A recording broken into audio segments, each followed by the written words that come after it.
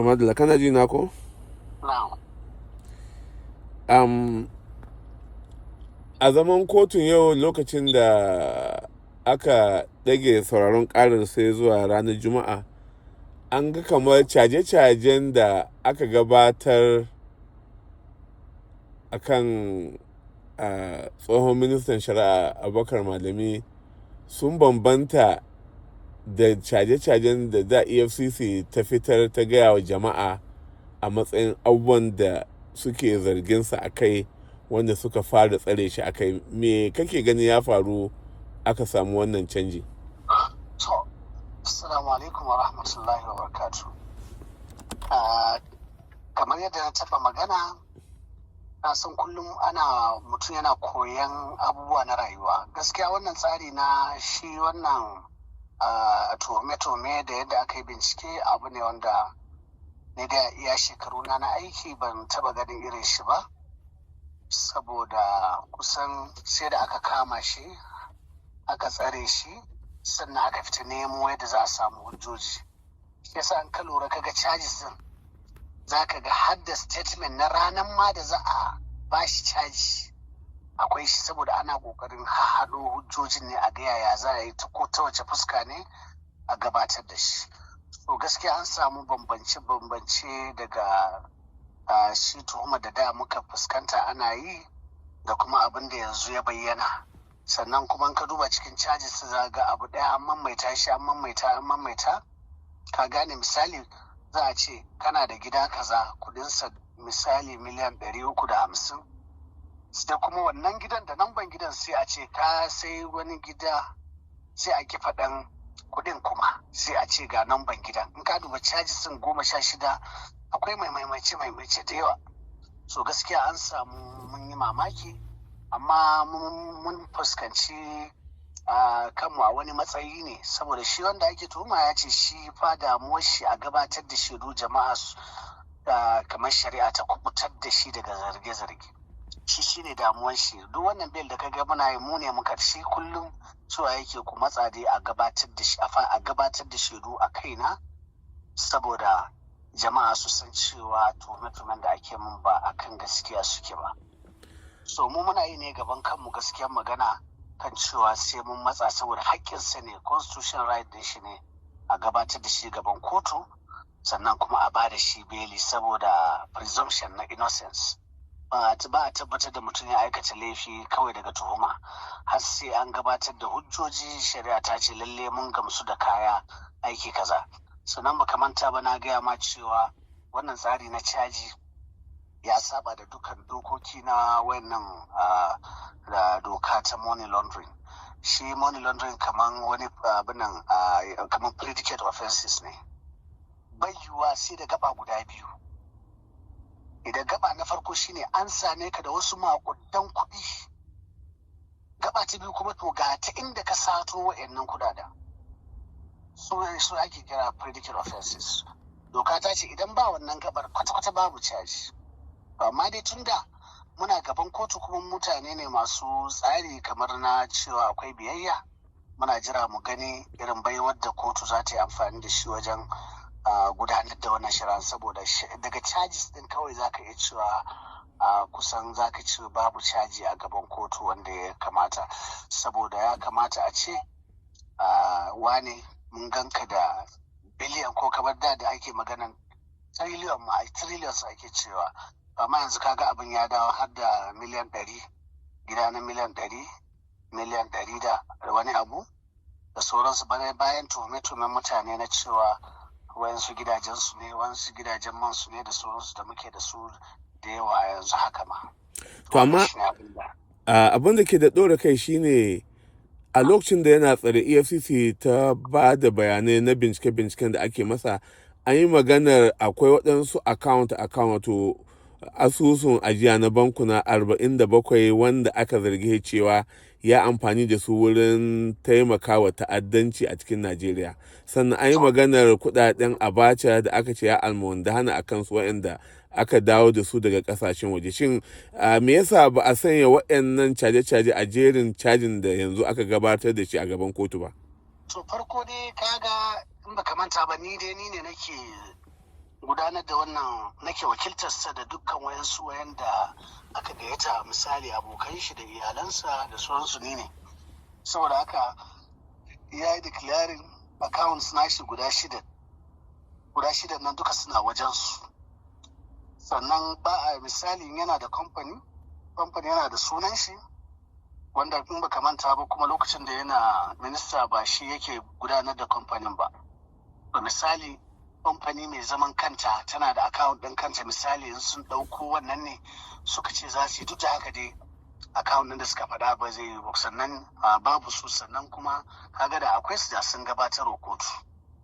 Magana a bace lot kuma kamar yadda ka sani wayanda aka ba wa aikin kawo wayannan kudaden a bace lot da ake cewa kaga mutane ne guda biyu da Mr. Dipo Opeshe SN da wani Mr. Temitope.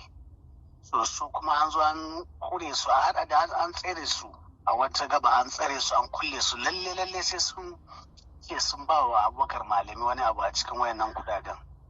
To gaskiya a iya dai magana na da su dai ba wanda sun ce sun kai mishi ya ce a baya bukata, abin da suka faɗa mana kenan. Amma bayan sabuwan kaga tunda babu wayannan duka, na yi ma magana akan wayannan saboda ba sa gaban kotu.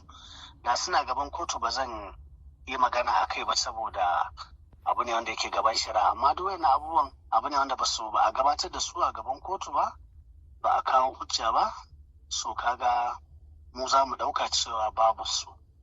So gaskiya wani abubuwan duk da muke magana ba a gabatar da su a gaban kotu ba, kamar yadda zaka ga cajin 16 duk dai ana maganan ka mallaki kaza, ba mu gamsu da yadda ka mallaka ba, su ne a cikin cajis sun gaba ɗaya. Kana ganin Abubakar Cika Malami zai samu adalci a gaban kotunan nan na Najeriya, ganin yadda ake ta zargi shi ma yana korafi cewa yana neman a raba shi da EFCC kada ta yi bincike shi, a ba wata hukumar bincike ba ita ba, domin suna masa bita da kulli? Na EFCC kaga matsayin EFCC daban, kotu daban. Mu kanmu mun yi korafin cewa EFCC ba su bi tsarika na doka ba, saboda mutum kana tuhuman shi da laifi na irin waɗannan ba sai ka wulakanta shi ba, da hujjoji za ka gabatar, kuma ka gabatar wa kotu, tunda ba kai za ka yanke hukunci ba, kotu ta yi. So wannan abubuwa kam gaskiya suna nan a dangane da maganan EFCC. Amma maganan kotu kaga tun da yanzu muka zo, kuma da muka zo gaban kotu, kaga yau ne muka zo gaban kotu farko. Da muka zo kuma belin mu jiya muka ba su takarda, saboda jiya ne muka samu tabbacin ga kotu da sauransu. So kaga bisa tsari suna da kwanaki da ya kamata a basu saboda su ma su mai da martani. Ba bisa wannan ne kotu ta daga shari'a ba, wannan babu wani laifi a ciki, haka tsarin shari'a yake.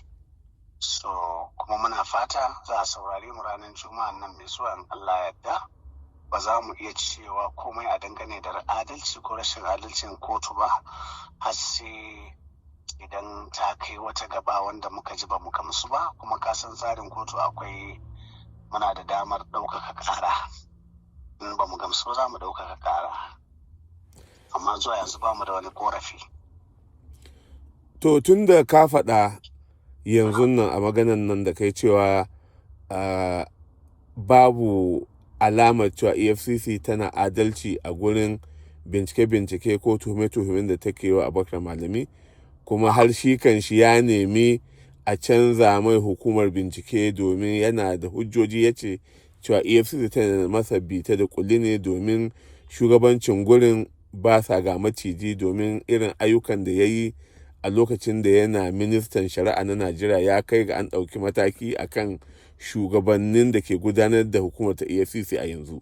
Akwai yiwuwar cewa za a canza mai wannan hukumar binciken, ko kuwa me ake ciki dangane da wannan korafin nashi cewa EFCC tana kuntata mashi? Ka san shi kafin mutum ya kawo mutum kotu a tsari, musamman Federal High Court, akwai criminal practice direction. Ba kai saka ma gabatar da kotu ba sai ka ba da shaida cewa ka gama bincike. To kaga zuwa yanzu mun dauka cewa sun gama duk abin da za su yi, za mu kai wa muna gaban alkali, shi kuma zai duba ga abin da suka yi daidai ne, shin akwai hujja, maganganun da suka faɗa ya tabbata. Wannan duk yanzu mun riga mun wuce wajen su, sai dai ko suna da wani korafin daban kuma sai mu ga inda suka zo. Amma yanzu magana su bincike ya riga akan wani na maganganun ya riga ya kare, sai dai wani abin daban za su ciro kuma. Kana ganin zai yi kuma su binciko wani abu su sake gabatarwa domin suna ƙoƙari su tabbatar da sun samu zarge-zargen da zai tabbatar da laifin Abubakar Malami da shi kanshi yake ganin cewar ba za su mace adalcin ba kuwa? To wallahi wayannan ma da suka gabatar, kaga mu dai a tsakaninmu da su ma masu gabatarwa duk sun san cewa akwai gabobi da ba a yi cika su ba. So muna tsammanin maybe suka samu hujja wannan sai su yi kokari farko tukuna wannan wanda yake gaban kotu su cika wayannan ka'idoji da suke gaban kotu. Idan suna da tunanin za su, kaga ba wata doka da ta hana su cewa su sake bincikawa su zakulo wani abun da ransu ya gaya musu za su iya bincike, amma dai mun tabbatar akwai kotu, kuma kotu za ta duba ta gani ko akwai alhaki, in babu kuma za ta sallame shi. Amma a halin da ake ciki ka bayyana cewar kuna da damuwa cewa irin kamun ludayin da EFCC ke yi, kamar ana sai da aka tsare shi ne aka nemo ko aka shiga farautar samu hujjojin da za a tuhume shi ko za a gabatar a kai. To idan irin haka yana faruwa a ɓangaren shari'a ko a ɓangaren bincike na EFCC, wani tasiri yake a kima da darajar Abubakar Cika Malami, wanda kamar yanzu ka bayyana ɗazu cewa an tozarta shi, an kuntata mashi tsare shi da aka yi na makonni ba tare da an gabatar da shi a gaban kuliya ko an bada shi beli ba? To gaskiyar magana, abin da ya fi min ciwo a cikin wannan tsarin, saboda ni matashi lawyer ne wanda ina fatan ƙasar nan ya zama ana samun nasarori. Abin da ya fi bani ciwo shine yana cewa ku gabatar da ni gaban kotu. Wannan abin gaskiya ya bani, ban ji daɗin shi ba. Wanda ake tuhuma yana cewa ku gabatar da ni gaban kotu saboda in samu adalci. Sannan ba na manta farko da aka fara gayyatar mu ya ɗauki littattafai iri-iri da hujjoji yana tafiya da saboda ya taimake su su yi ƙare binciken. Amma duk da haka aka revoking bail ɗin shi, aka tsare shi na kwanaki kusan 20 da wasu abubuwa ba tare da an gabatar da shi kotu ba, saɓani ga provisions na constitution da ta ce a gabatar da mutum cikin kwana 2 a gabatar da shi. Karkari kenan da ma dokar mata Administration of Criminal Justice Act. Wannan doka ce wanda ya kamata a ce kowa ya bi ta, amma mutum da ke cewa tun da kun ce kuna tuma da laifi, ba ma yanzu ne muka fahimtar cewa wannan tsare shi da aka yi saboda ana neman hujja ne. Ana neman hujja. Hatta ranar da za a ce maganan kotu, a ranar ma akwai yanzu haka ba da ka ɗauki tashin za ka ga statement na ranar da ake wannan sau, wanda yana nuna cewa yana tsare ne kwana 20 da wani abu, ana neman ya za a samu hujjoji. Wannan shine abin da yake a ƙasa, wanda kowa zai iya bincika. Duk wanda ya nemi charge public document ne za a bashi, zai gani cewa binciken yana tsare ne aka iya yi shi mafi yawa.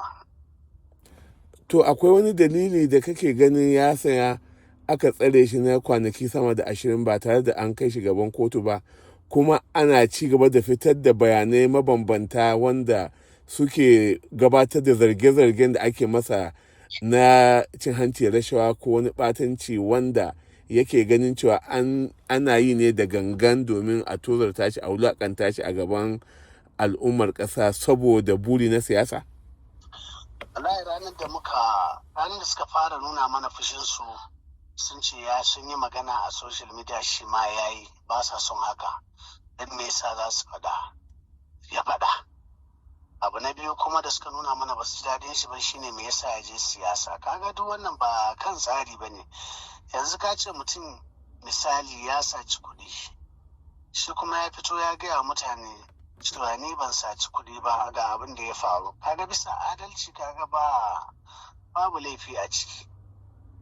Wannan abu ne wanda ni na shida nake faɗa, kuma tun da ina da dama in faɗi abin da ke ra'ayina, kaga abu ne wanda zan iya bada shaida akan cewa da ni aka zauna aka ce masa me yasa ya bayani nan kuma me yasa ya je ya je wajen taron siyasa. Wannan duk ba kan tsarin bincike ba ne, ba su da hujja kan yin haka. Illa iyaka suna ganin cewa an ba su rufe shi ba za su iya faɗan maganganun da suke so ba. Kaga ana rufe shi kuma aka ce an rufe shi saboda ana tuhumar shi da akawun 47 ko da 6 ne da wanda babu su. Muna wajen binciken duka mun gani, amma tun da ba shi bane magana a gaban kotu, kaga ba zai hana mu ma yanzu mu sake maimaita abubuwan da muke ganin cewa su ne adalci. Wannan abubuwan da aka yi na tsare shi ba adalci a cikin shi. Wana tabbata in an yi hakuri kotu ma za ta furta cewa wannan abin ya saba tsari na shari'a da bincike. Barsa Shirin Muhammad, na gode kwarai da gaske. Na gode yasa. Allah tabbatar da alheri, sai mu yi magana kenan masu da. Thank you, sir.